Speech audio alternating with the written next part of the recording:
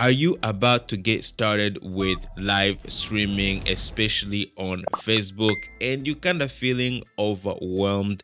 Or maybe you have started, but you kind of feeling still confused. You don't know how to start, or maybe you're making some mistakes, and you actually kind of looking for a full guide, someone who gives you everything that you need, including the gear, the software, and how to actually get started and go live on Facebook professionally with a professional looking stream. Then this video is gonna be for you, because I'm gonna walk you through everything that you need, obviously gear, software, and we're gonna go live together from start to finish so that you understand and you know everything. And I'm gonna link down below all my recommended gear for you to get started, including some software. So let's not take much time, let's actually get started right now.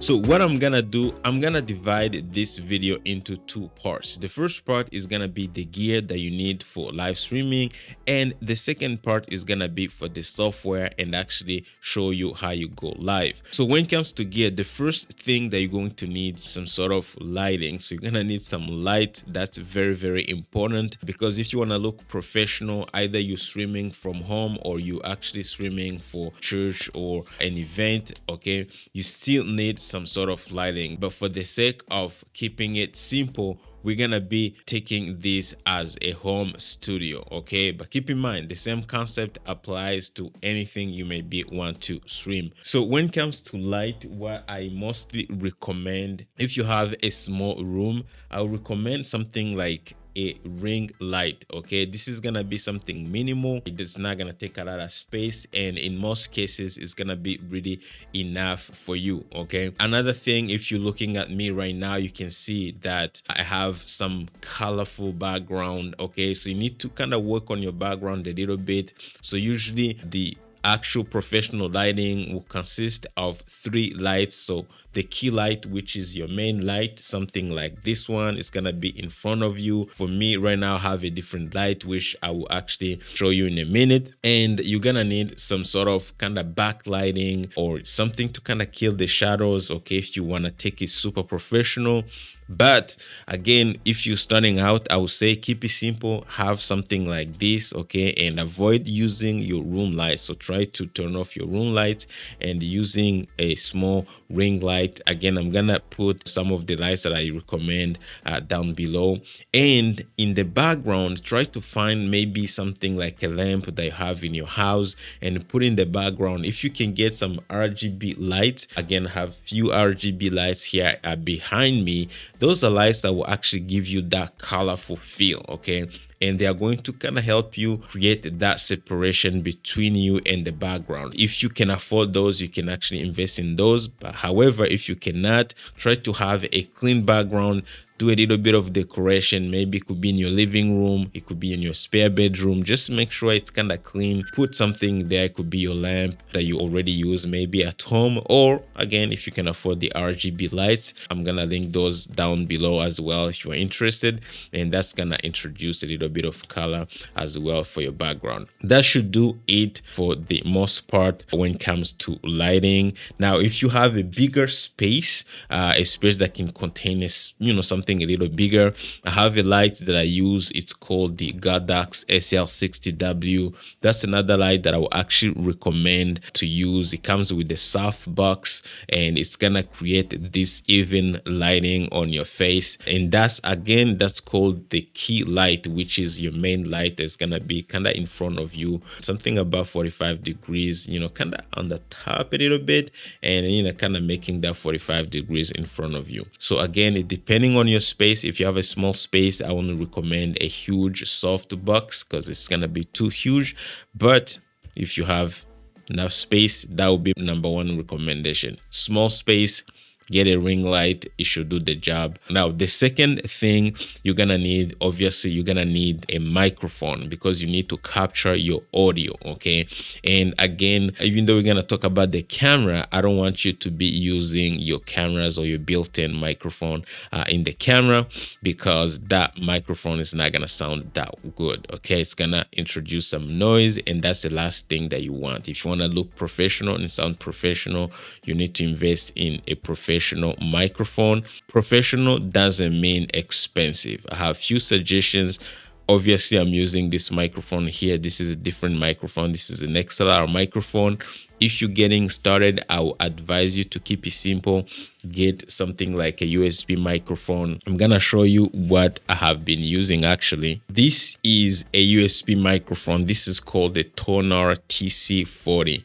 Okay, so the good thing about USB microphones is the fact that you can actually go ahead and connect it directly into your computer. So that makes things very easy, and it's gonna come in a kit. So it's gonna come with a stand or a boom arm. That's why I love it. This microphone is about $60 on Amazon.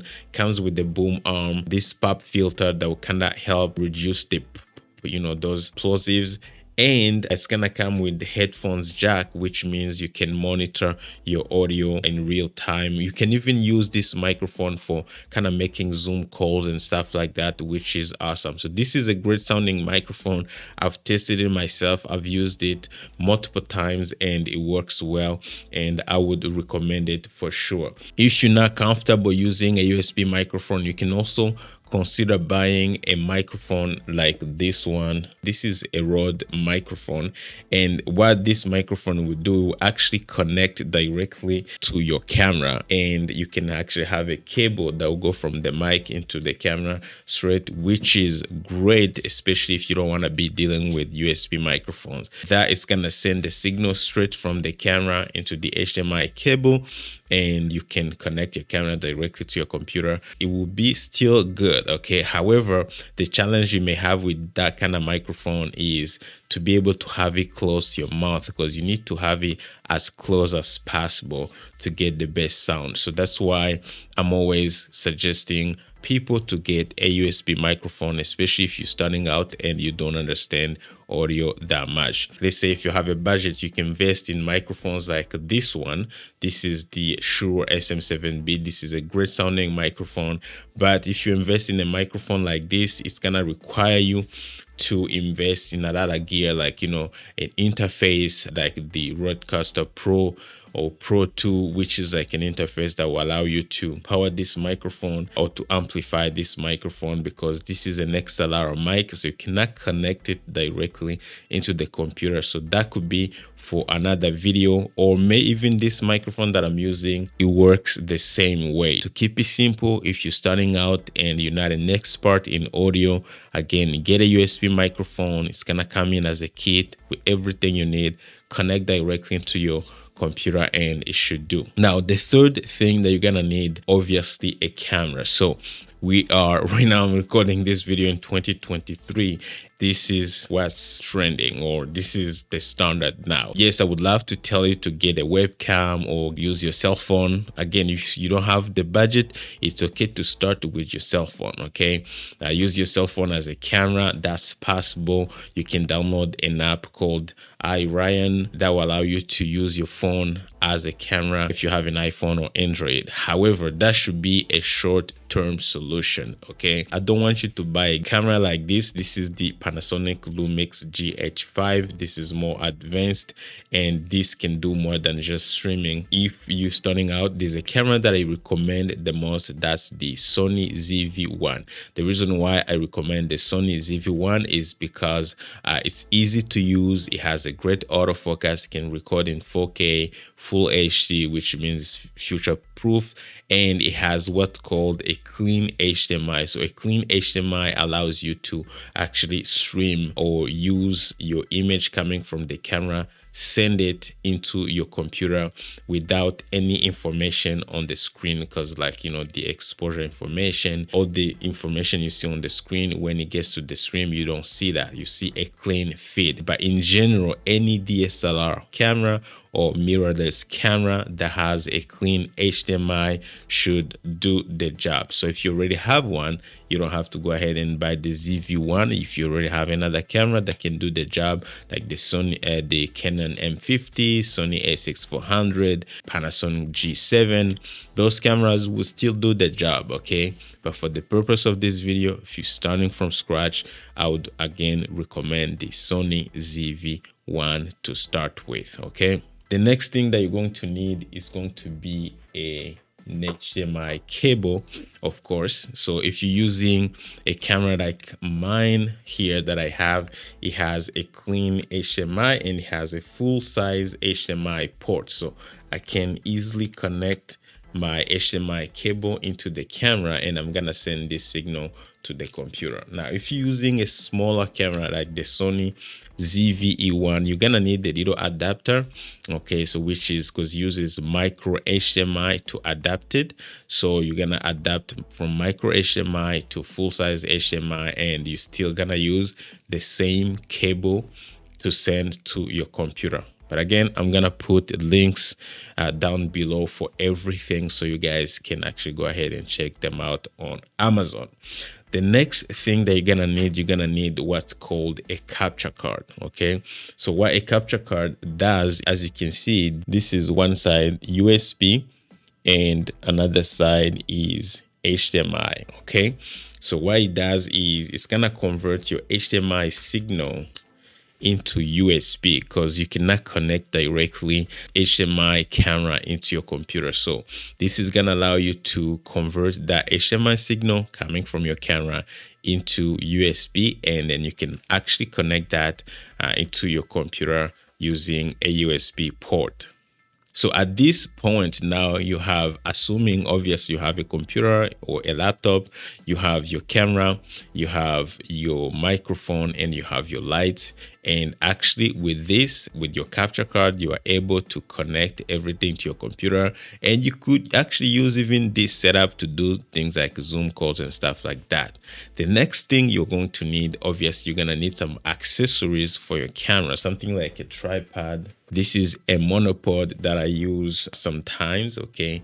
But again, you don't need to get a monopod. Depending on what you need, I would suggest maybe you get an actual tripod. Again, I'm gonna put links down below. This is gonna help you obviously mount your camera, because you're not gonna mount it in front of you, so you can just put it on a desk or something, right? So that's important. And you're gonna need an AC power adapter. So what it does is, most of these cameras are going to come with an actual battery, okay? But if you are live streaming for 2 hours, you don't want to have the battery kind of die on you. So by getting an AC power adapter, that's going to allow you to connect your camera directly into power. So that's gonna give you unlimited power, okay? So that's a very, very important accessory that you need to get, and it's gonna be linked down below for sure, depending on what you need. If you need some sort of recording at some point, maybe you may need your camera to record. I want to remind you that if you want to record, you can record directly through the software that you're gonna be using. So we're gonna talk about it in a minute.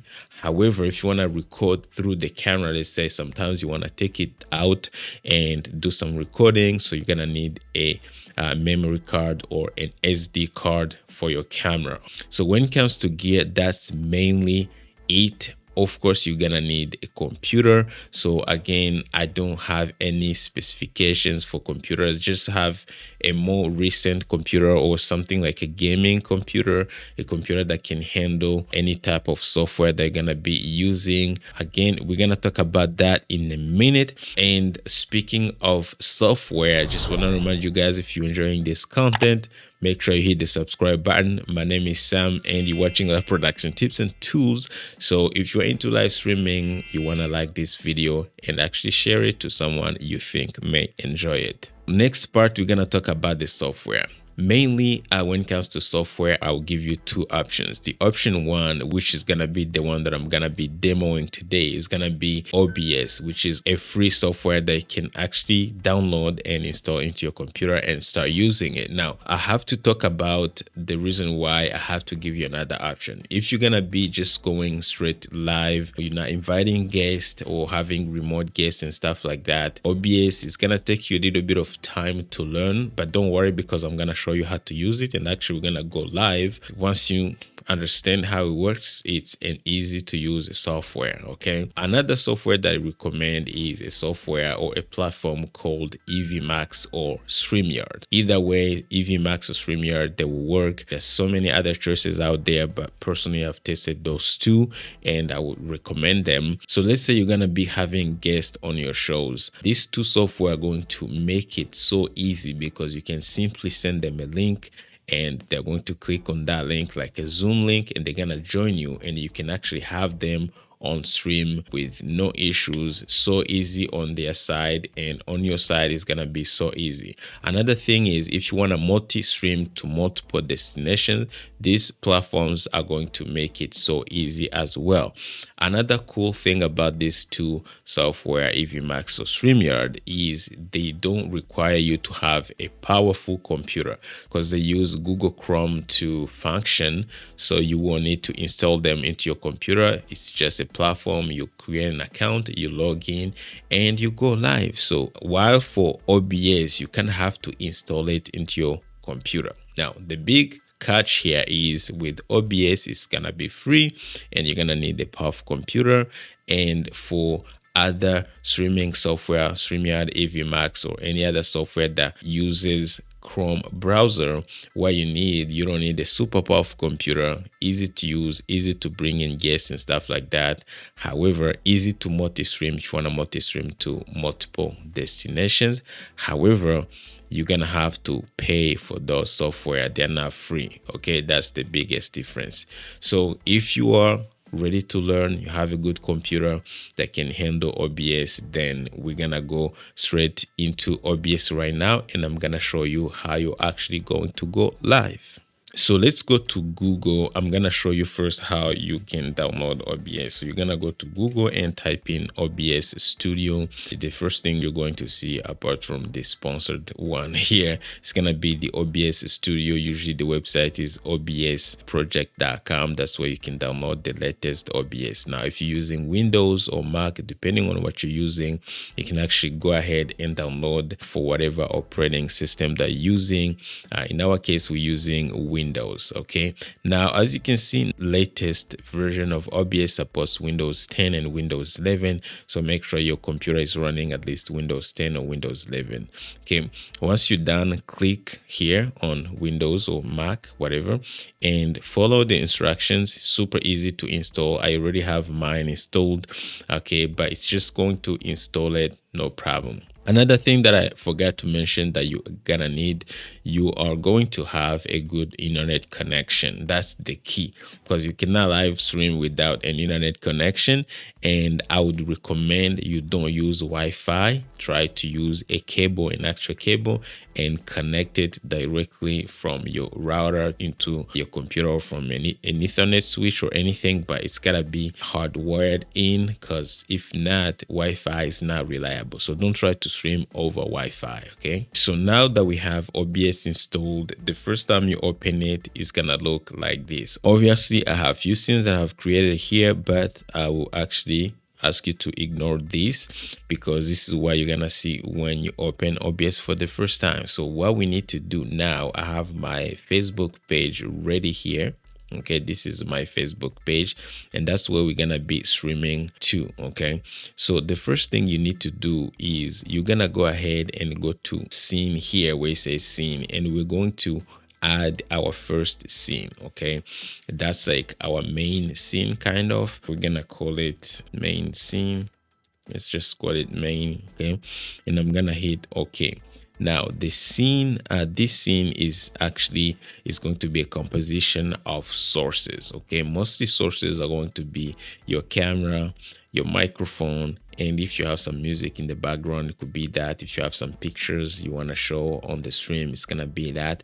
But for the sake of this video, we're gonna keep it simple. So we're gonna be connecting our camera and our microphone. Okay, so the next thing that you need to do is you're gonna go to click to that scene, and we're gonna go to sources, and we're gonna hit plus, and we are going to add first a camera. Okay, so now for your camera, because it's gonna be connected through USB or through a capture card, what you need to do is you're gonna go ahead and choose video capture device, okay, to add your camera, and you can name it, let's say name it camera, and hit OK. And we're gonna go ahead and look for your camera. Okay, so usually you have a list of all the cameras that you have connected. This is all my inputs connected right now, but in your case, maybe it will show up as a capture device or something. So depending on the capture card that you're using, that's kind of how it's gonna show up here. Okay, for me, I have Blackmagic Design, which is my ATEM Mini. That's the one we're gonna be using. I can go ahead and choose my Streamlabs virtual camera here, and I'm gonna go here and actually enable it. All right, so this is a sample of my camera. Again, for you it may be something else, but this is me capturing myself right now. Again, I repeat, in your case it could be something else depending on the capture card that you're using. It could be a cam link, it could be the name of your capture card, it could be capture device or something else. All right, so it's gonna show up here for sure. Okay, and then the next thing you have to do for resolution, again, usually it would just capture the default resolution, but you can go ahead and actually go to custom. You can change it if you want to 1920 by 1080p, which is full HD. Okay, and frames per second, you can just keep it that way. You don't have to do anything. All this stuff here, you don't have to do anything here. You can just use the way it is and hit OK. So now we have my camera into OBS. The next thing we have to do is we need to bring in our microphone, because right now if I was going to go live, there will be no audio. Okay, so what we need to do is we need to go to the plus sign again, go to audio input capture. Okay, and we can call this microphone. Okay, and then we hit OK. Okay, and you need to look for your microphone. So in your case, again, depending on the type of microphone you're using, if you're using the microphone connected to your camera, it's going to show up through your capture card. So it's going to be the same device that you used as a capture card. If you're using a USB microphone, it's going to be a separate microphone. For example, if you're using the Tonor TC40, which is the microphone that I showed you earlier, it's going to show up as Tonor TC40. All right, in my case, I have my ATEM Mini connected as a microphone as well, so that could be another microphone that I use. I have my Vocaster interface, which is this one right here, but you can see I have a lot of options here, but I'm gonna go ahead and get microphone Blackmagic Design. All right, so I just added a little bit of volume, so now it's working because the volume was at 0, and as you can see, I have a signal right now coming from my microphone. So that's how you would add a USB microphone, and boom. So once we have the audio, we have our mic, we have our lights, obviously, so the whole setup, the camera is connected to the computer, you have your light and you're looking good on camera, it's time to actually go live. Okay, now another thing, again, this is a beginner's guide, so you may design another scene for like a welcome scene or a countdown timer, or after your stream you may design something like that says thanks for watching. So those are things that you may do to kind of spice up your stream. For the purpose of this video, we're not gonna do that, but I want you to keep that in mind. Okay, you can go ahead and design another scene. I'm just gonna show you a little quick. We can call it welcome. Okay, and then on this scene, what we can do is we can go ahead and look for an image. Okay, so let's say it's called this image welcome. We're gonna call the source welcome. Okay, welcome image, right, and hit OK. And we need to browse, find it. We're gonna go ahead and browse, find something that we can use here, look for an image that we can use. let's bring in this image, for example, right? Okay, so this is a quick image to just show you. Again, when you bring it in, it may show up like this. Okay, and what we need to do, you can right click to it and go to transform, and then go to fit to screen. Okay, this is just an example. Right, so now it fits the screen. And then what we need to do is, if you have some music, you can add some music, but again, we're gonna keep it simple. You can go to add source, and then we can add a text. Okay, and then hit OK. And then what we can do, we can type welcome. Okay, just welcome, something simple. We can choose the font that we need, so something that looks a little fancy. Bebas is my favorite font, and hit OK. And then you can maybe have it centered in here, right? You can also go to filters or properties, and let's see if we can add some gradient or something, opacity 200%, something like this. So as you can see, it doesn't look bad. Okay, again, this is super quick. So this is like your welcome, and then we can move it on the top of main. Okay, so now I can switch from between welcome, and then when I'm ready to go live, I can hit go live, right? Again, you can add like a lot of information. You can also switch from, if you go here, you have studio mode. If you switch to studio mode, it gives you an ability to preview a scene before you take it live. So I can actually hit cut. Okay, let's say I choose my main camera is gonna be in preview, and before I go live, I can hit cut and it's gonna go live. Okay, if I want to go back to this scene, I can go back to this scene, no problem.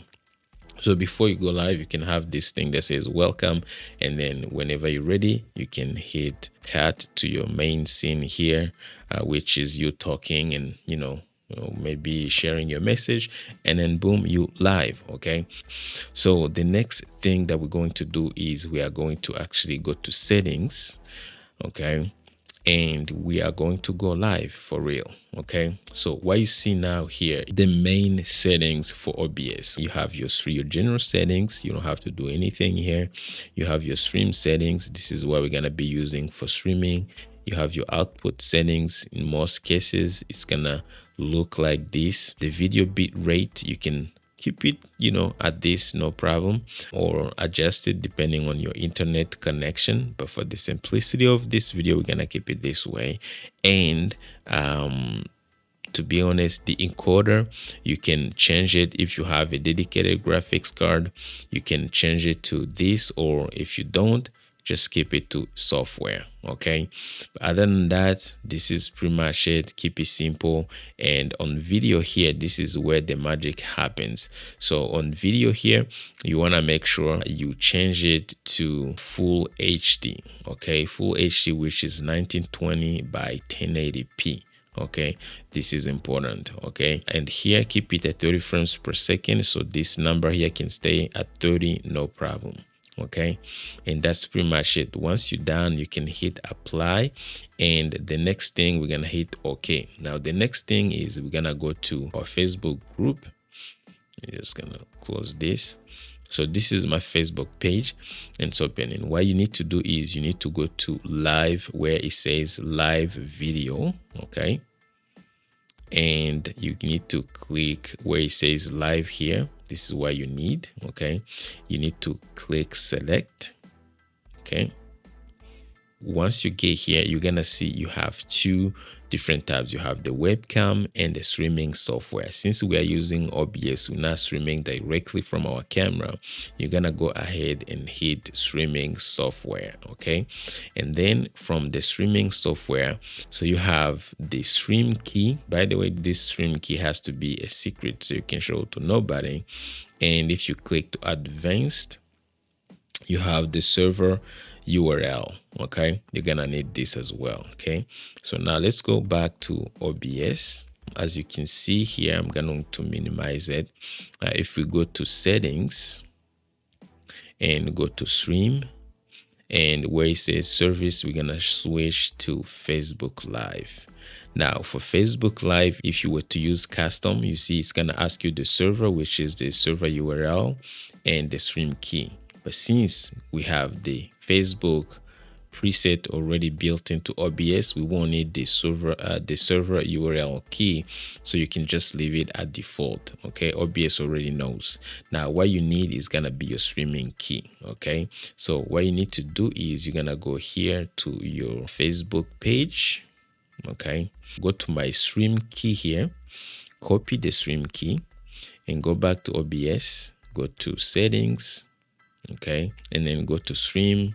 And then again, I'm gonna switch to Facebook Live right here. And then I'm gonna hit stream key. So I'm gonna right click and paste, okay.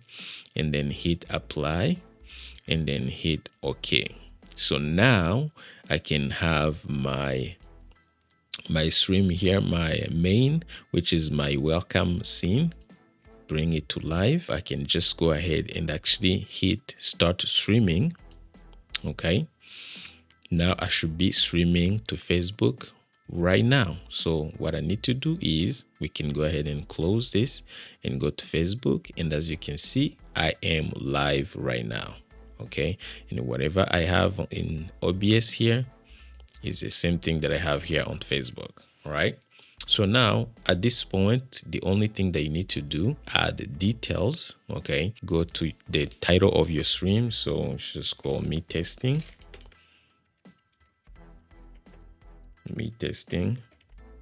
And then we can go to description. This is just a test, and then hit save. Okay, also choose public because now it's going public, right? And then once you're done, because now you have a signal, all you need to do is you hit go live. Once you hit go live, you're gonna be live streaming on Facebook. So your feed on Facebook, people will be able to watch you. So I'm not gonna go live because people won't understand why I'm live, but this is it. Once you hit this go live button, it's gonna go live. If I go back to OBS and switch to my main scene right now, which is me talking, the camera and the microphone and everything, and let's check. Obviously it's a little delay, but as you can see, the signal is there. So I'm live. You can see my image, no problem. Okay, so this is how you go live, guys, on Facebook. Everything, software and gear. Again, I'm gonna have everything that I talked about linked down below if you want to grab some of the gear that I talked about. If you have questions, let me know. And if you want to use EV Max or StreamYard as well, it's gonna be the same concept. It's gonna be the same gear, except the software is gonna be a little different. For EV Max, you're gonna go to evmax.com, okay, and you're gonna create your account. I'm gonna have a link down below for it. If you want to use StreamYard, same thing. I'm gonna have a link down below, and I'll put a video showing you how to go live with EV Max if you ever decide to go with the EV Max option, especially if you want to be bringing in some guests and stuff like that. The video should be linked at the end of this video. But other than that, my name is Sam. Again, you're watching Live Production Tips and Tools, and I will see you on my next video. Take care.